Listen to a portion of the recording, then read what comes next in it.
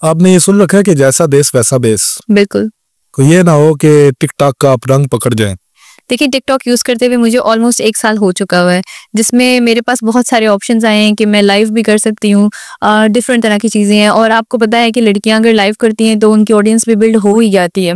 लेकिन मैंने यूके की सिम भी मंगवाई, मैंने उसकी पूरी फ़ॉर्मेलिटीज़ पूरी की कि ठीक है मैं इसको देखती हूँ, लेकिन उसमें जाने से पहले मैंने 1-2 लोगों की लाइव अटेंड की थी, क्योंकि आई वांटेड टू सी कि इसमें होता क्या है।